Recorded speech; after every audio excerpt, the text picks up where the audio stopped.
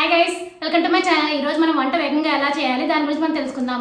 And small reminder, ఏ పాయింట్లో information మీకు వాల్యుబుల్గా అనిపిస్తే నా ఛానల్ తప్పకుండా సబ్స్క్రైబ్ చేసుకోండి, అలాగే లైక్ చేయండి. అప్పుడు ఎక్కువ మందికి ఇన్ఫర్మేషన్ అనేది రీచ్ అవుతుంది. మీ ఫ్రెండ్స్ అండ్ ఫ్యామిలీకి షేర్ చేయండి, వాళ్ళు హెల్తీ ఇన్ఫర్మేషన్ తెలుసుకుంటారు. ఇంకా లేట్ ఎందుకు మన టాపిక్లోకి వెళ్ళిపోదాం.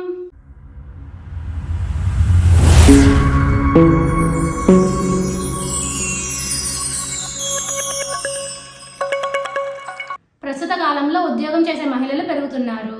వారు ఇంటా బయట పనులను చక్కదిద్దుకోవడం కొన్నిసార్లు కష్టమవుతుంది. ముఖ్యంగా ఉదయాన్నే ఉరుకులు పరుకుల మీద వంట చేస్తున్నారు. వారి కోసం వంట త్వరగా అయ్యేందుకు కొన్ని టిప్స్ గురించి ఇప్పుడు మనం తెలుసుకుందాం.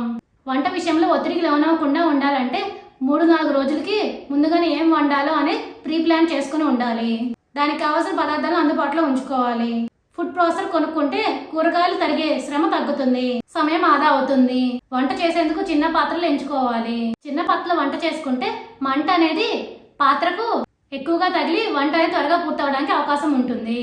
కూరగాయలు పెద్ద ముక్కలుగా కోయడం వల్ల అవి ఉడికేందుకు సమయం పడుతుంది. దీంతో కూర తొందరగా అవ్వదు. అదే కూరగాయలు చిన్న ముక్కలుగా కట్ చేసుకుంటే అవి త్వరగా ఉడుకుతాయి, మన వంట అనేది కూడా త్వరగా పూర్తవుతుంది. ఇప్పుడు అర్థమైంది మీ అందరికీ వంట త్వరగా చేసుకోవాలంటే ఎలాంటి చిట్కాలు పాటించాలి అనేది. For more videos, please like, share, subscribe my channel. Thank you for watching my video.